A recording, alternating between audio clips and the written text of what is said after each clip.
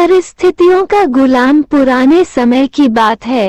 एक दिन राजा अपने मंत्री के साथ अपने राज्य का हालचाल देखने के लिए निकलते हैं।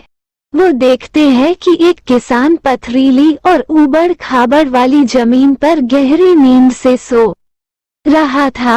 उस किसान को देखकर राजा अपने मंत्री से कहते हैं कि जरा इसे देखो, ये बेचारा इस असुविधापूर्ण स्थिति में भी कितनी शांति से सो रहा है, और एक हम है जो कि इतनी अच्छी सुविधाएं के बावजूद भी अगर थोड़ी भी अड़चन आई तो ठीक से सो नहीं पाते हैं।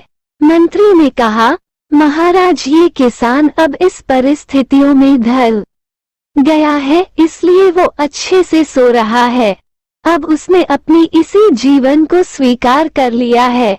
मनुष्य का शरीर बहुत ही कठोर होता है। उसे जैसी व्यवस्था मिलती है वैसा ही वो अपने आप को उन परिस्थितियों में ढाल देता है। राजा ने अपने मंत्री से कहा कि मुझे ये बात सच नहीं लगती है। राजा ने कहा कि हमें इसकी परीक्षा लेनी होगी।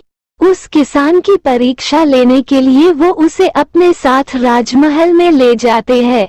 यहाँ पर राजमहल में उसके लिए हर तरह की सुख सुविधा की व्यवस्था की जाती है। उस किसान को बहुत ही अच्छा नर्म बिस्तर सोने के लिए देते हैं। किसान भी बड़ी खुशी के साथ राजसी ठाठ बाट का आनंद लेने लगा। इसी तरह किसान को राजमहल में आए हुए 2 महीने हो गए। अब किसान भी इस सब सुख सुविधाओं का गुलाम बन गया था। उसी बीच एक दिन मंत्री ने चुपके से किसान के बिस्तर में कुछ पत्ते और तिनके रख दिए। किसान को तो अब इन सब सुख सुविधाओं की आदत लग गई थी, इसलिए वो बिस्तर में ऐसे पत्ते और तिनके रखने की वजह से सारी रात करवटें बदलता रहा। उसकी नींद भी ठीक से पूरी नहीं हो पाई। अगली सुबह राजा और मंत्री उसके पास उसे मिलने के लिए पहुंचे। उस किसान ने राजा से शिकायत की कि उसके बिस्तर में कुछ खींचने वाली चीजें हैं और इस चीजों की वजह से उसे पूरी रात ठीक से नींद भी नहीं आई।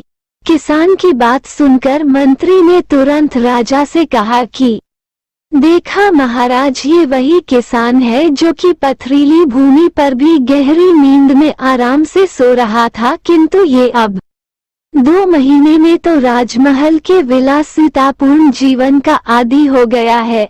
अब तो इसे पत्ते और तिनके भी चुभने लगे हैं।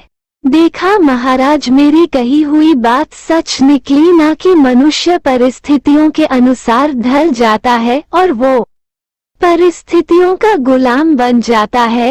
राजा ने अपने मंत्री से कहा, हाँ, तुमने मुझे उस दिन सच बताया था। इंसान वाकई परिस्थितियों का गुलाम होता है।